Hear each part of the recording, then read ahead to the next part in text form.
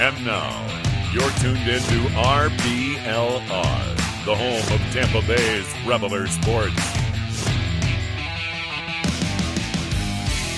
This is your RBLR Rays podcast. I'm your host, Zach Dowell, along with my co-host, Pat Davenport. Pat, how are you doing this Saturday? I'm doing okay. It's a landmark day in Rays history. Well, not in Rays history, but it is an annual big day for the Rays. Did you know about it? I did. Is this the day that this is the first day that we clinched the playoffs in franchise history? Is that correct? No, it's nowhere near that sophisticated or researched. It's Mark Topkin, Tampa Bay Times poll day, where he asks for your That's MVPs, correct. Disappointments, etc., etc. Have you partaken in the Topkin poll? I have partaken in the Tompkin poll.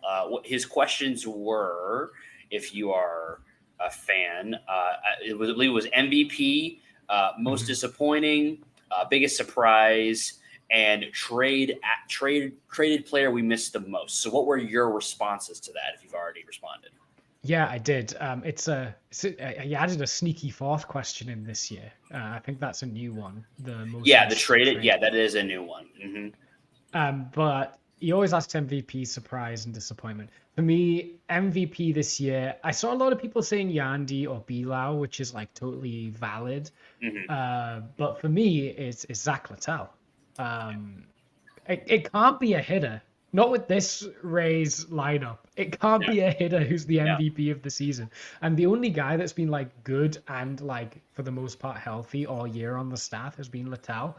So for me, he's been the most consistent and good player on the team. So he's my MVP. Yeah, he was mine as well. We'll talk about if that's what we're gonna. I reserve the right to change my mind before we decide this for the RBLR season awards. I reserve the right to change my mind. But at the moment, I feel like when you look at a guy who's pitched 150 plus innings, maybe he's going to get to 160. We'll see.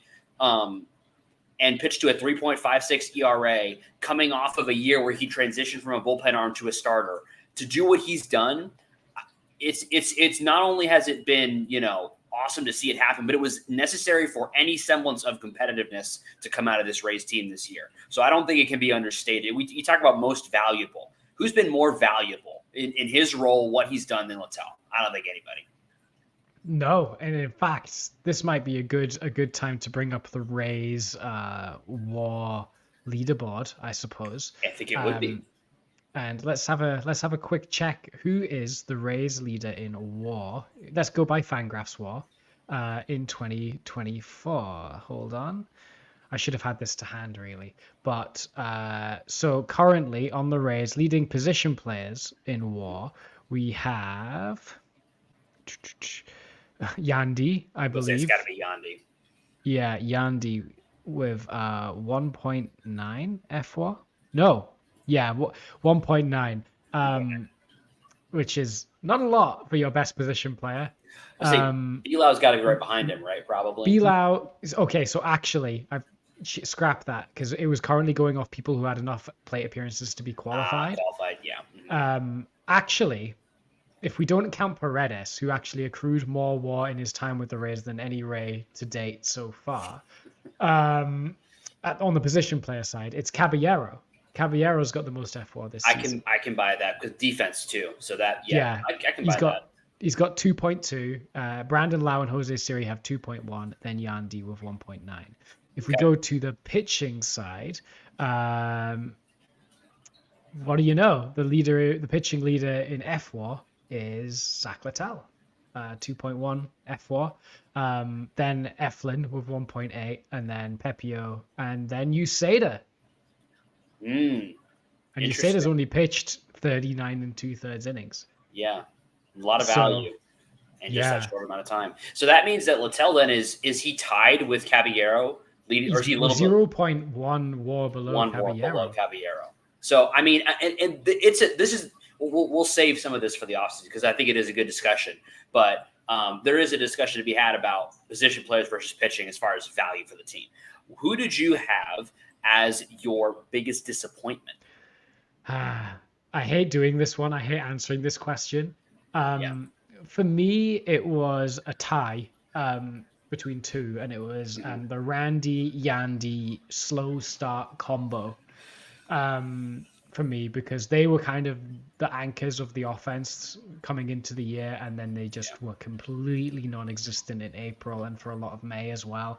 And that's what kind of started us on this trajectory that maybe they would still be, like Randy could still be on the team, Paredes could still be on the team if we started hotter.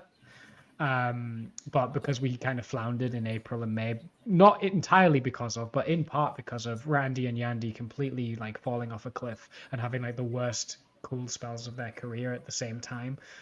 That was my disappointment. Yeah, I had Josh Lowe as mine only because I had such high expectations for him. I thought he could contend for an all-star spot, honestly, coming off of last year. I thought with another year moving forward, with the adjustments he made to his swing and with his new weighted bat, that helped him out a lot. I thought, that he was going to take that next step, which I thought was going to be an all-star. Obviously, the oblique kind of killed that completely, and that was unfortunate. to see a season that I thought was so promising get killed like that. For the next one, which I think this one might be pretty like universal for Rays fans. I had a tie, which is most pleasant surprise, by the way. Uceda and Montgomery. Uceda is the biggest surprise probably, but I did not expect Montgomery to acclimate to being a relief pitcher so quickly and so well, and to now have be on the major league squad and doing what he's doing at the major league level was surprising. If you had told me this happened in 2025, I would maybe be shocked. But the fact that he did it so quickly and now is up and performing well, I was surprised by it and really, really glad to see it, because we haven't developed a whole lot of relief pitchers recently coming up and through the minors the way that, Montgomery has. So it's fun to see him come all the way up and start to impact the major league roster. Yeah, I mean, Montgomery looks really, really promising, and we'll talk more about him and his spot on the team as we go on. But Uceda, I mean, the fact that he's the fourth most valuable pitcher on the team, actually the third most valuable pitcher on the team according to F1 that's still on the team, in under 40 innings is just like insane, really. Like, he's more valuable than Taj Bradley according to F1, which is wow. Who would have saw that coming? I remember we were excited about Uceda in spring because we noticed he was putting up a lot of strikeout numbers. Yeah. And we were like, whoa, that seems pretty good. But like, we don't really know much about this guy, so he'll probably just chill in the minors. And then he came up, and oh my goodness. Yeah, wow. he came up. We said, hey, that guy's kind of cool. And they sent him back down, and we were kind of like, well, why'd you do that? I like that guy. And then when he came up again, he never went back down, and you can't send a guy like that back down. I will double back and say that it seems like he's whatever happened and with his little blow up has, resolved itself, and he seems to be, back on the right track. Hopefully, I don't want to see him get taken down for a reason like that. So hopefully that continues. So the last one that you thought, and I kind of agree, is definitely a little bit of a curveball, is traded player who has missed the most. Who'd you have? Surely there's only one answer to this question, right? Randy. I don't know. Randy. Like, surely it's Randy. If anyone's like, we miss Jason Adam the most, like, you're lying. I mean, maybe I could see a case for maybe people saying Paredes, but like, it's really got to be Randy, right? Just because of what he meant to the team and the connection he had with the fan base. I can't see it being like anyone else. Yeah, my answer, maybe it's not a serious answer. My answer is Willy Adames, because, and it's because when you look at the trade for him, I mean, Drew Rasmussen has given us some great innings, and so he's been good, and obviously JP Fire Hydrant was great when he was here, but it's hard to watch him hit 30 bombs and 100 RBIs. And nothing against Taylor Walls, and maybe a little bit Taylor Walls, but nothing against Jose Caballero. I like Cabby, but it's hard. And maybe he would have never figured it out in the Trop, but maybe he could have got LASIK, and we could have figured something out, change the lights. I don't know, but that was especially considering where we are with our shortstop position because of what has transpired with Wander Franco. That one stings a little bit because I definitely think that is a trade that. We generally don't grade trades until long after the fact. You could maybe make the argument that it was a both sides one, but I think it's fair to say that the Rays lost that one. Yeah, but it's not because of any of the people involved in the trade, right? Yeah.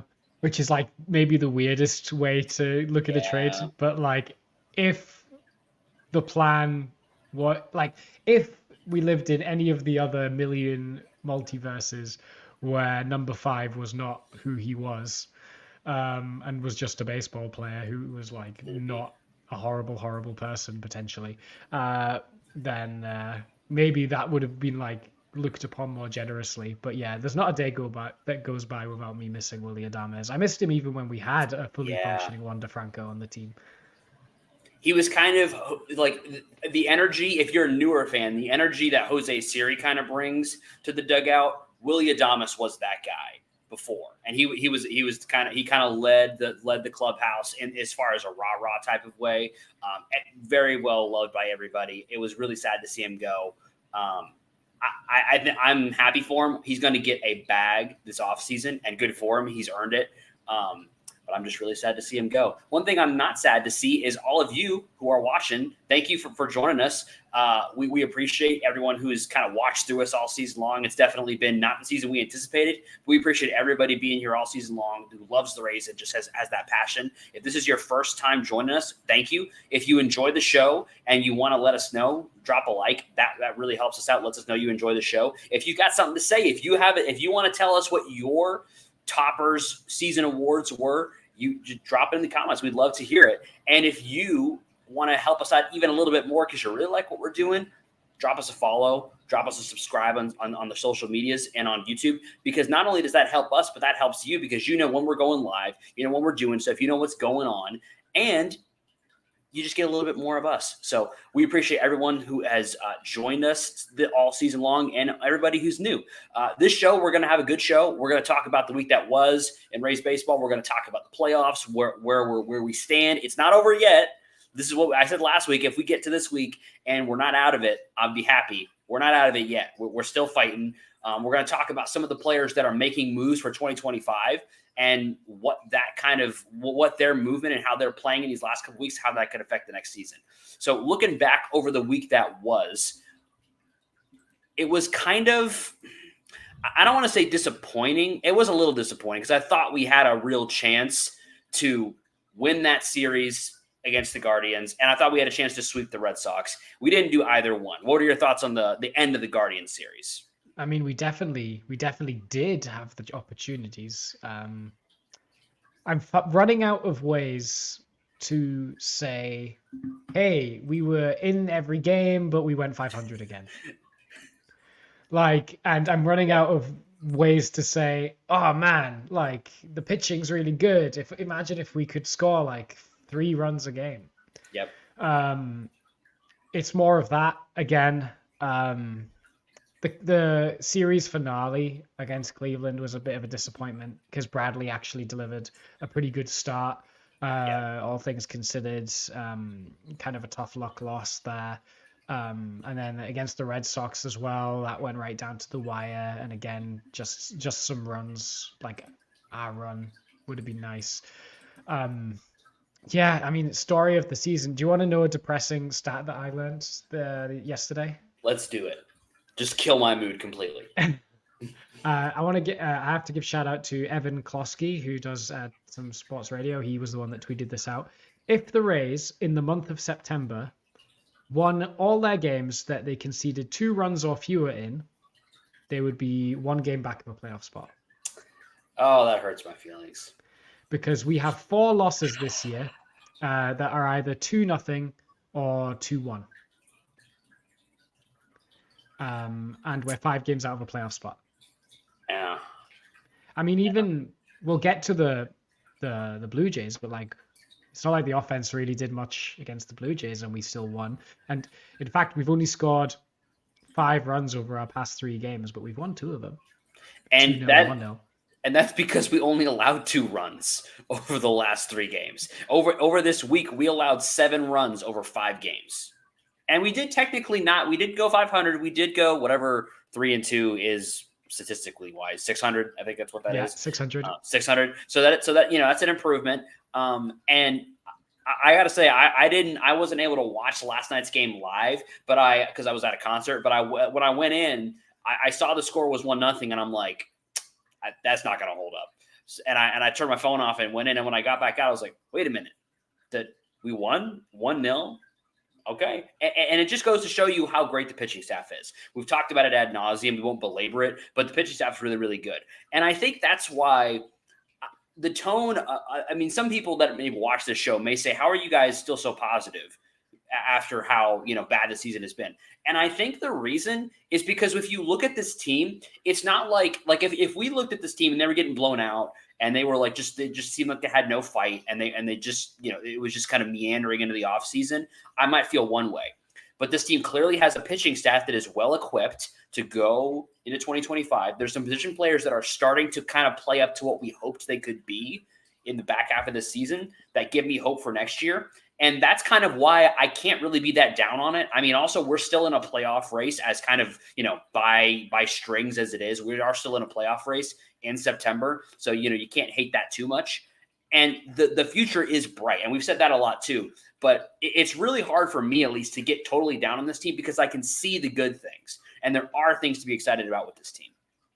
Yeah, absolutely. I think coming into 2025, we don't need to sign a pitcher because we've got two-time All-Star Shane McClanahan and perennial Cy Young candidate Shane McClanahan joining this staff that already is maybe the best in the league this month, I would say. I'd say we probably have the best pitching staff in the league this month.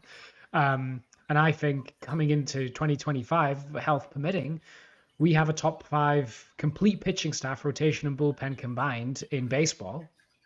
The problem is we've got a bottom 5 offense. But you can build on a good pitching staff. You can absolutely build on a good pitching staff. And the Rays historically have made successful teams out of a good pitching staff and then a hope and a prayer in the lineup. The Joe Madden Rays were kind of like that, especially after Crawford and Pena left. It was kind of like Trey Longo is hitting with runners on, and otherwise Shields, Price, and Hellickson and those guys, Alex Cobb will keep you in the game. Yeah, and so the question really is, are we going to add anybody offensively in the offseason? And we're going to talk about this a lot in the offseason. And will some of these guys that we're talking about later in the show that we think are starting to make strides do that for full seasons next year and be a part of this offense being successful? So lots to see. Do you have any other thoughts on the Boston series? I thought we played really well for the most part. I thought we pitched them really well, especially. It's just one of those where if we came in a game or two a bit higher in the standings, then we'd be feeling if we didn't get swept by Philly somewhere, or if we managed to actually win a series against the White Sox in April somewhere, then you'd feel the momentum is way better than it is. Because there's we could still take there's no reason why we couldn't succeed against the Blue Jays this weekend and have a good couple series against the Tigers and Red Sox to finish the season, and then finish 2 games out, and then we'll have to ask all the questions of damn, we will which 2 losses can we pin the lack of playoffs on? I think that could totally happen. But one thing I will say is I'm really bullish on the pitching staff because look how well it's performing, but also none of it feels like anyone's overperforming apart from maybe Uceda. Yeah. Everyone feels they're either performing as what you'd expect them to, or they've still got a bit more room to grow. Yeah, especially when you look at a guy like Pepio. He is performing fine. He's doing a good job, and he's had some really nice starts here and there. And I think this is not his ceiling, what we're seeing right now. And he's still a really, really good pitcher. Littell, this might be what he is, but what he is great. And I don't need him to be better. If he is exactly the same as he is this year, next year, I have no complaints. That is what we need from him. So if he can do that again, then that's great. And obviously, Springs is out. The news on him is he probably won't be back this year. And that's okay. We don't really need him to be back. It's just good that he got some reps in, before we go into next season, because he's going to be a big part of that rotation. But you're 100% right. Nobody's overperforming, and nobody is in danger of getting too old to not be able to perform well. There's nobody that we're like, hey, man, we sure hope that, he doesn't actually, look 37 next year and have a bad year. Everybody's young. Everybody's got room to grow. And I think that's why it's such an exciting staff to watch, because there's nobody that I'm like, I don't know, man, there might be some regression next year. Everybody looks good.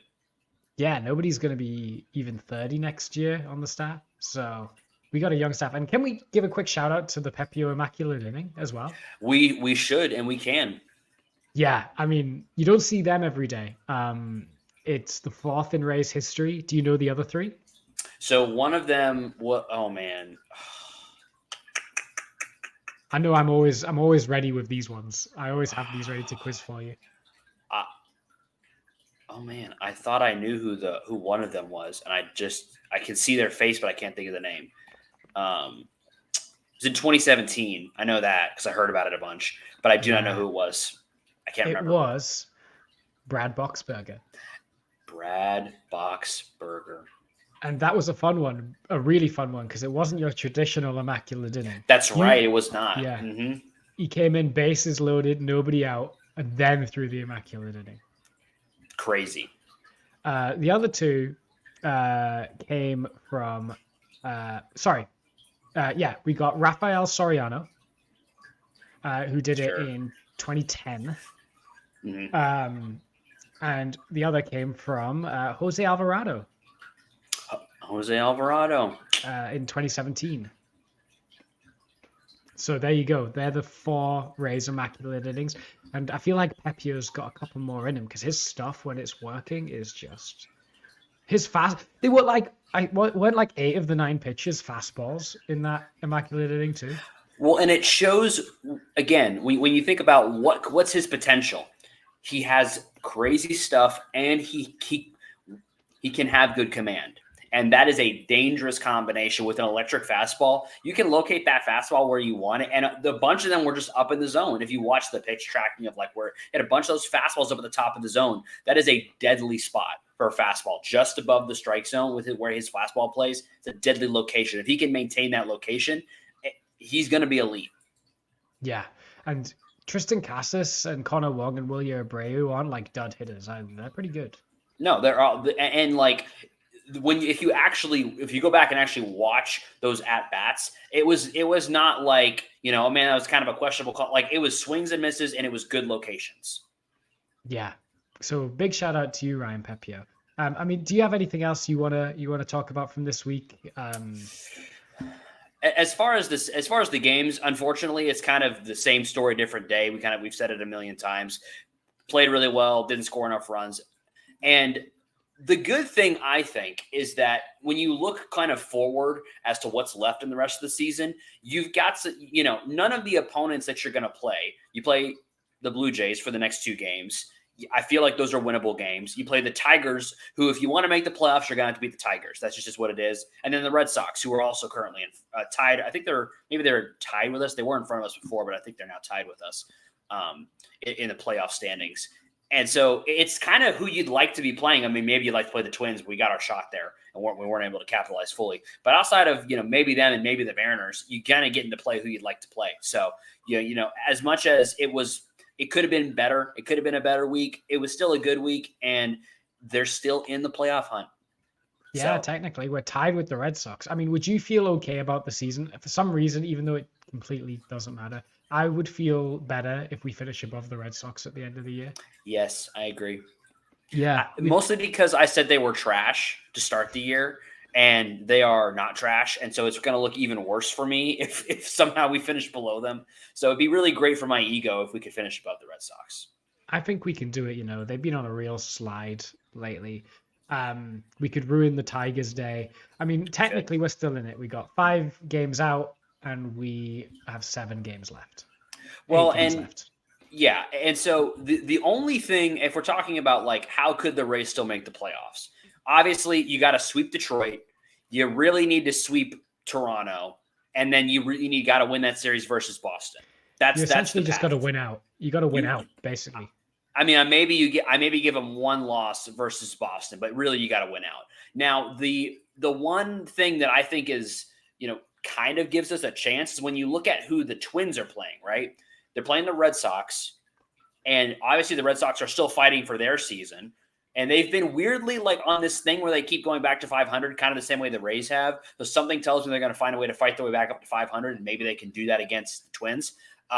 They get a lucky series. You would think it's a lucky series versus the Marlins, but I almost wonder if that's in football we call it, and maybe this, I don't know if this is a thing in soccer as well, but you have look ahead games where you're playing somebody and the person you're playing next, you're really worried about. And so you don't take the game seriously.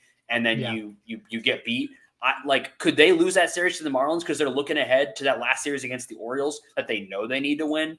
because the Orioles are also fighting somehow. They have slid so far. They are also fighting for a playoff spot. It could happen. The sad thing is it's not in our hands. Even if we win out, we need some results to go our way elsewhere. We do. But it's not the first time we've needed results to go our way elsewhere to make the playoffs. So it's not over yet. Yeah, it's not over yet. It's not over till it's over. Currently, I think we're like the Rangers are the team below us in the standings, Rangers and Blue Jays, and they've both been eliminated today. So nice. We're next on the chopping block. So we got to get some wins to keep us from being eliminated for as long as possible. Ruin the Tigers' day, ruin the Red Sox day along the way. Yeah, I'm still in the. I would just really, really love to have our last show for the regular season next week be still with like us a wild hope, because we're probably we haven't fully decided when we're gonna do the show next week. But if we do it on Saturday before the last two Red Sox games, it'd be really fun to do that show and be trying to talk like, oh, this is gonna happen, and who's pitching for the Orioles and who's pitching for the Tigers, and that'd be fun. It would be fun to be able to do that. That would be so fun, because it would be like 2011 all over again. Don't get my hopes up, Zach. You're gonna kill me. I'm doing it. I'm sorry. I'm gonna get your hopes up. I am gonna give you hope, because we just need the Twins to continue to suck, which they have done for decades. So I think we can hopefully root on them, and then we need the Mariners to also still be flummoxing because they fired their manager, and then we need Detroit to get swept by us. So that's the path. That's the path. What's our path to some better fashion, though? It's a path that is remarkably simple, despite it being something that I think a lot of people wish, like, man, I think I could use a wardrobe upgrade, and they don't know where to go. I've got a really, really easy path for you. It's shop.rblrsports.com, where you can get the best merch inspired by all your favorite Tampa Bay sports teams.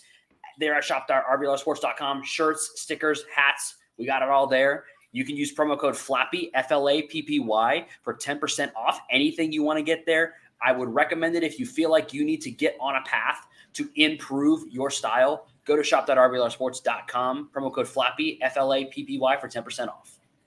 My sources are telling me from my lack of American football knowledge, the Bucs got a really big win this past weekend against the Lions. And I think a good way to celebrate how good this Bucs team is to wrap them with a shirt.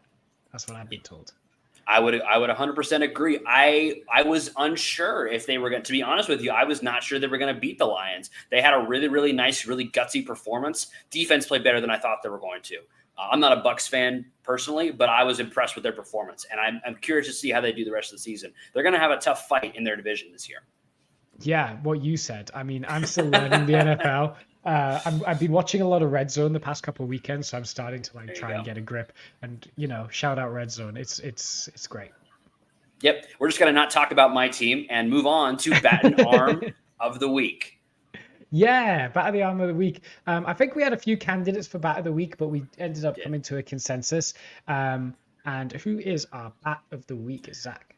Our Bat of the Week is somebody that I think, have desperately wanted to be Bat of the Week for a while now, because we've always felt he had the potential. It's Jonathan Aranda. It's a guy that I don't know how long we've been talking about this guy for. And what do we always say? He's got the bat. Does he have enough glove to stick at the major league level? And can his bat come to the major leagues and play? And it has come and played. He didn't have the highest WRC plus on the team this week, sitting at a 127. However, he did play a decent amount of at-bats, more than some of the other guys who had a higher WRC plus technically than him. And what I think, obviously he hit the home run to win the game last night. So I don't know how he doesn't have more value, because he won the game last night offensively for the team.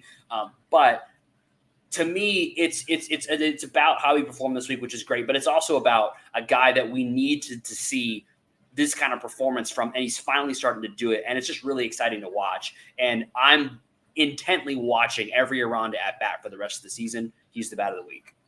Yeah.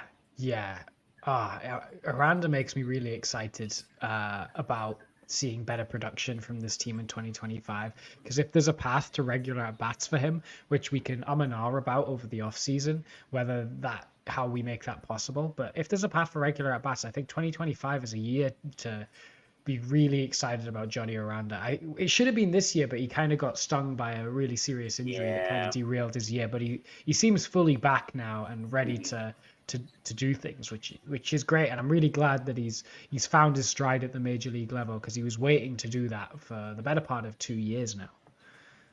Yep, and I hope that this is just the start of things to come for him. I think it is, because when you look at it's not like he's overperforming now at the major leagues. It's really, he's finally bringing the level of production that we saw at the minor leagues to the major leagues. And that's just exciting to watch. For sure. Also, like, in a limited amount of at-bats, Taylor Walls and Jose Siri had good weeks as well. They did. Shout out Jose to them. Siri had a 308 WRC plus in 7 plate appearances, but he hit a home run, drove in 4. Josh Lowe had a decent week as well. Yandy as well. So shout out to those guys. Yeah, Siri also has got he scored a couple runs that were important in games. He provides a lot of value. We talked about it earlier in the show. He's up there in the leaderboard for WAR, which you might not think. I mean, it's been a low year probably you really would like to see somebody that's in a 3-4 WAR type of position for a player, someone on the team. But he is high up on the leaderboard because of his defense and because he can provide value offensively. He maybe hasn't hit the expectations we were hoping he would hit, but he has been playing well, and it's good to see him continue to have good production. He went through a spat where he wasn't starting a whole lot, was maybe having some issues with motivation. And it looks like they've been able to clear that up, but he's kind of back to starting regularly, and we need him. So it's good to see. Yeah, for sure. He's not going anywhere. I think the Rays are going to bet on him to bounce back and be the main center fielder next year for sure. Yep, completely agree. So who is the arm of the week? Yes. We just talked about him a little bit. It was Zach Littell. He was great. He put up half a win in just one start. Crazy.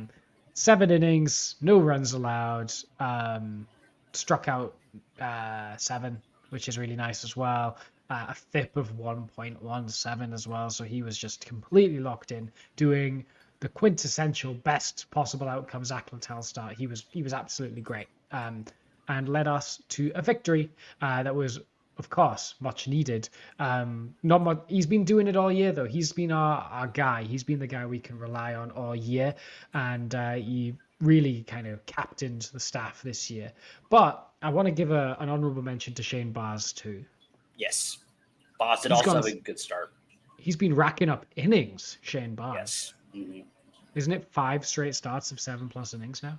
Well, and what's so good about that is it's not only good to see him going that deep into games, but that consistency and also just getting the innings at the major league level, coming back off of injury. That's really, really good to see. But speaking of innings, I have a question for you. Were you upset that Kevin Cash, and we're not talking about if this was the right move or not, were you upset that Littell was taken out after 7 innings with only 75 pitches? No, because we have a really good bullpen. Okay. Like, if we didn't have any good relievers, maybe I'd be like, this is actually lowering our win probability. But we have really good relievers that, when you have time through the order penalty, if you've got good relievers, it's better to bring in a new guy late in the game, especially when it was a tight game. Okay. Which it was. And also we need him next year. We're playing for a long shot at the playoffs, but realistically, we're kind of gearing up for 2025. Why would we risk further injury to a crucial member of our 2025 rotation for an arbitrary stat that doesn't actually matter? Because I want a complete game, Pat. I want a complete game. When's the last time we had a Rays complete game? It's been too long. I actually don't know when the last time. I should probably look that up. But and you know why? It's because I just like it. It's not any reason that's statistical. I just feel like we don't see it that much anymore. It's such a complete games. When you look, it's so funny to look at statistics for pitchers. When you go back to if you ever just curious, you look back at Cy Young voting in previous years and you go back in years, you see that CG stat, there's numbers in there. There's numbers in the stat line of multiple pitchers doing complete games. And it's kind of, and is it a good thing that maybe they're not pitching that many innings? Is it better for their arms? Probably. I'm not suggesting they should do it all the time, but I just like seeing it. I derive personal enjoyment from it. And I am just sad that we didn't get to see it because he was pitching really well, had a great pitch count. I think he could have got through in under 100 pitches maybe, and I'm just sad that it didn't happen. Yeah, I actually don't have to hand when the last one was. I remember Yarbrough in 2018, maybe 2019, went 8 2/3 and then got pulled. I was so mad. It was a rare Brian Anderson head loss as well in the booth. Mm-hmm. He was like, I'm going to need to take a walk. Yes, I remember that too. And then like there was an era where we had James Shields like giving them out like their candy. I'm gonna have to find out, but leave that with me. We'll come back to it. I'm just sad because I like complete games, and I'm just sad that because that was our best shot at one, I think, this year because of how well he was pitching. And I blame the Rays offense. If we score a couple more runs, they probably would have left him in because objectively it was the correct decision to take him out of the game to win the baseball game. It was the correct decision. So if we could just put up like 3 or 4 more runs, could have left him in there and let him get a complete game. Yeah, you could have. But again, like I just want to see a Rays. Who do you think is most likely to be the next Rays complete game? Littell? 100%. Littell. Because I think if we, because I'm messing around a little bit, but if we actually allowed scored a couple more runs, if it was like a 6-0 game, right, and he's out there in the same spot, there's a chance if he's feeling good that they let him finish. And he's the kind of guy, because he induces soft contact, but he doesn't rely on strikeouts exclusively to get his outs. He's the type of guy that could throw a complete game. He is a better version of Ryan, and this is not anything to do with their arsenals or their, anything else except for the fact that they are Ryan Yarbrough and Zach Littell are guys that are good at inducing soft contact and also can get strikeouts here and there and can also go deep in games. So he's a better version of Ryan Yarbrough, and I would really like to see him get a complete game because I think he's the best chance on this team of getting there. Yeah.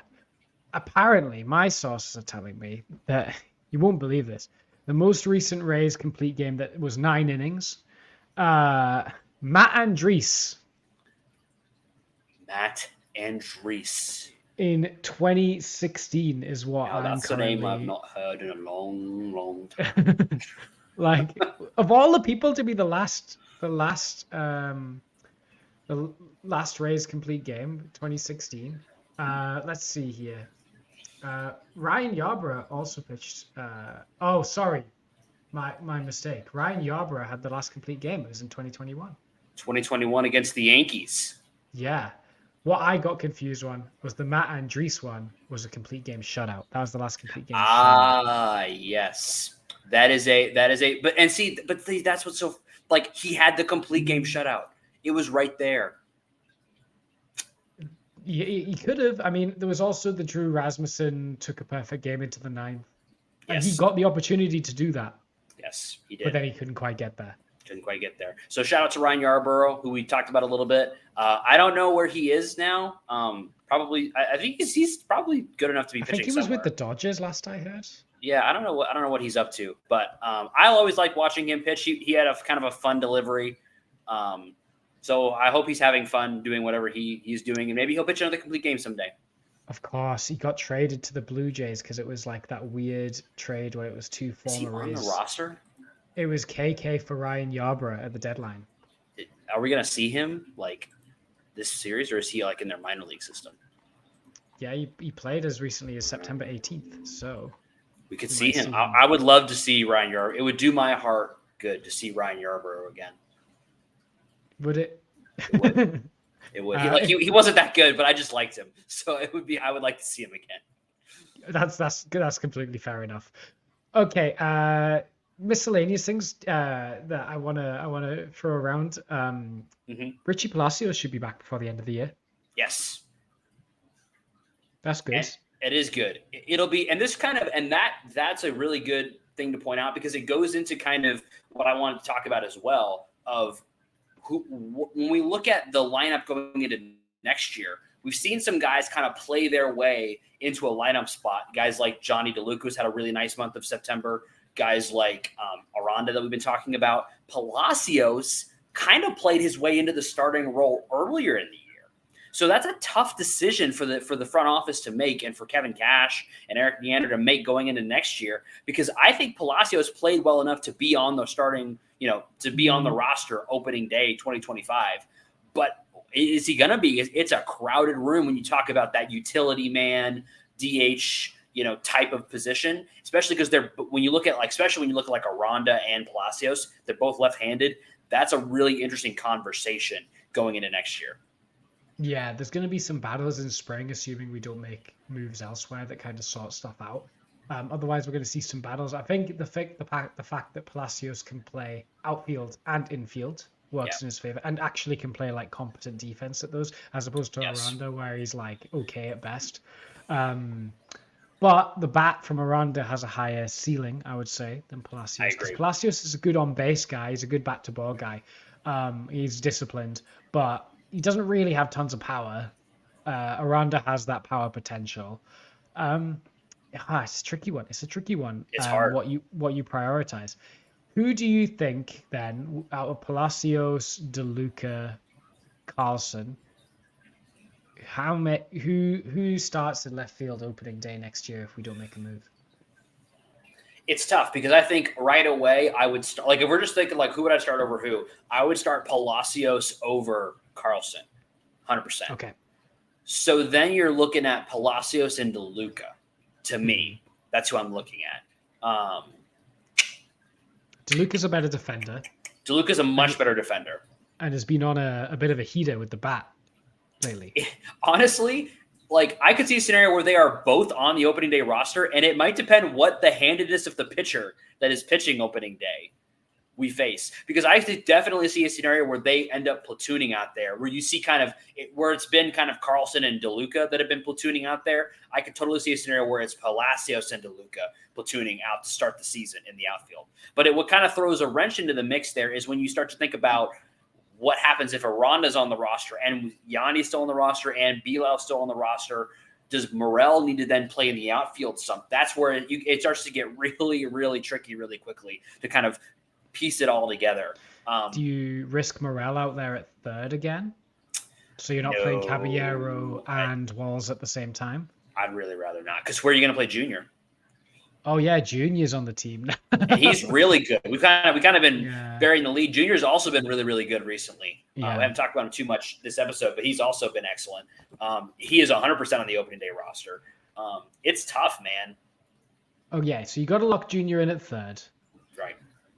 Brandon Lau, if he's on the team, and I don't think it'll be because they don't pick up his option. I just wonder if like a team might throw in a good offer for him. I'm not sure. Yeah. I think it's more likely Yandy gets moved than Bilau. I agree. But if Yandy gets moved, it's simple. Aranda's our first baseman. Yeah. And then play on. But if I'm now starting to think that Yandy's like likely to be moved. If Aranda continues to play well, I think the Rays might like seriously consider looking for a good offer on Yandy. Well, we know they listen on everybody, right? And they're going to continue to do that. And I think you're right that I do wonder if maybe like the asking price for Yandy goes down just a little bit because of how well Aranda has played. Now, that being said, we have not seen a full season from Aranda that is anything close to what Yandy has done over the past several years. So I would not move on from him lightly, and it would need to be a haul. And what I think is kind of this is something that I've been stewing on a little bit and haven't not sure when I want to throw this take out there, but I'll kind of throw it out there. The minor league system for the Rays is kind of packed. Mm-hmm. So it doesn't really make sense for the Rays to trade for more prospects. But what if there was a team out there that really needed someone that had Yandy's skills, but had outfielders to spare and had a really good outfielder that they were willing to trade. And we have infielders to spare, but we need an outfield lock. What if there's I don't really know. I haven't looked that deep into who that might be. But think about a trade that is Yandy and a prospect for a really good outfielder. Yeah, I feel like I'm gonna have to like look deeper into it, but like I feel like teams that could do with like a first baseman that's really good. The immediate ones that come to my head are like maybe the Brewers, maybe the Mariners. I don't think we're gonna be able to get Jackson Churio, unfortunately. Any interest in Christian Yelich? No, No. not on the money he's on. Yeah, that's fair. I don't think we're gonna get Julio either, unfortunately. Probably just trade for Randy back. Bring him back. So we'll have to have a think about it. But we'll have a think about it. There must be something out of there. Speaking of the Rays minor league system, the awards came out for the Rays minor league awards. The big ones are Trey Morgan was minor league position player of the year, who is a prospect that I don't think gets enough love really, just because he feels like he's overshadowed sometimes in the press and in the kind of pipeline articles by Xavier Isaac, who is also a prospect I really like. But Trey Morgan is the player of the year in the Rays minor league system, which had a lot of good performers. I mean, tell us, do you know much about Trey Morgan? Well, what I think is really interesting is I would think most people that grade prospects, at least for right now, majority of them are grading Isaac higher than Trey Morgan. So it is really interesting to see the Rays say Trey Morgan is our MVP. Now, he had a really good year, so that goes into it, and Isaac had a good year too. But I think that says a lot about how the Rays feel about Trey Morgan. When you look under the hood, it's almost like too good to be true. He's got all the under the hood numbers are really, really good. He makes good swing decision. He's got power. I think he has a chance to be a real helium prospect this coming season. And we could see him climb up really, really, really, really fast. And you'd be kind of like, well, where did he come from? We've known about him for a while. He's really good. And when you think about, we were just talking about Yandy, right? Trey Morgan profiles probably as a corner infielder, most likely maybe a first baseman DH type. So when you look at bringing a guy like that kind of up and through the system, if a guy like Yandy gets moved, it kind of opens up a spot for a Trey Morgan as he kind of moves up through the system. The target for him coming into the majors is probably 2026, be my guess. There's a chance he gets a cup of coffee next year if he moves up to AAA and does well. Not likely. But I could see him making an impact in the middle to back half of 2026. And I think he could. And I think he has a chance to be a real impact performer at first base. So keep your eye on Trey Morgan. For sure. He's apparently a really good fielder at first base, I've been told. Yes, he's an elite fielder at first. And he's also got really good contact and batting average skills. Ian Seymour was pitcher of the year as well. Yes. So congratulations to him. Do you think we will see Ian Seymour in a Tampa Bay Rays uniform for more than one game next year? Depends on health. Because we can't depend on health, I'll say yes. I think, he's been chilling in AAA, so I think he'll be ready to go. I think he'll be fighting for a roster spot. He probably won't get one. I think he's got he's going to have to see someone else really fall off or get traded or hurt to see a roster spot emerge for him. But I could see a world where maybe he pips Taj Bradley if Bradley can't be consistent to open the year. You stole my next question. Who pitches more innings for the Rays next year? Taj Bradley or Seymour? I mean, Bookie's favorite is probably Taj Bradley, but I think it's going to be closer than people think. I wouldn't be surprised. It'll be that's we'll in case you're wondering and you'd like more information about these prospects, stay tuned. You will receive it in the offseason. We're going to do a breakdown of kind of what some of the prospects we've been excited about, what we've seen during this season. We got some stuff to talk about. You think we just haven't been noticing Chandler Simpson's 100 stolen bases? We're going to talk about it. Don't you worry. We're going to talk about it. Don't worry. He won base runner of the year. Yes. As if anyone else was going to do as if it was ever in doubt. We'll talk about it. You're going to hear about those prospects very, very soon. Yes. All right. I think that's all we got. Have we got anything else that we need to talk about this week? I think let's never lose until the end of the season. Let's just not lose ever again. I think we've definitely said that. I kind of laid out the path. As you know, if you're just wondering how to make the playoffs, you better be rooting for the Orioles to figure it out.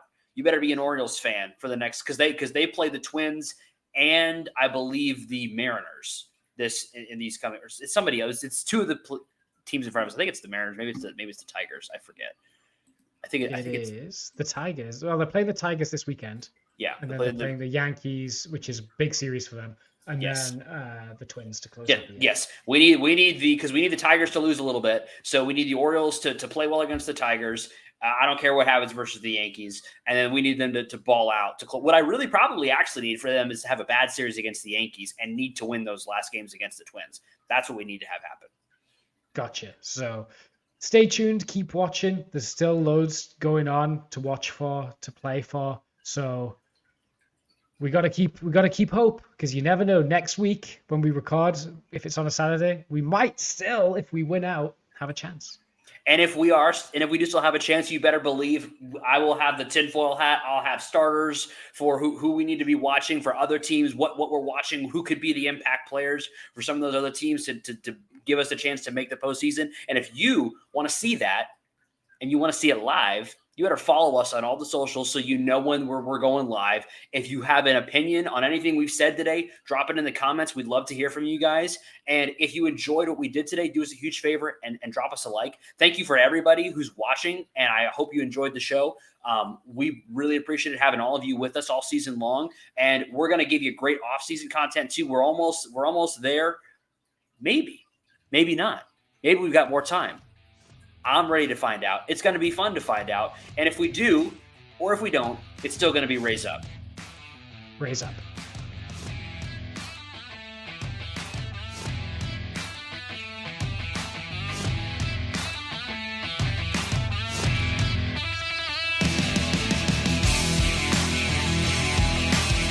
Thank you for tuning into this presentation by RBLR Sports. On your way out of the stadium, please remember to like and subscribe.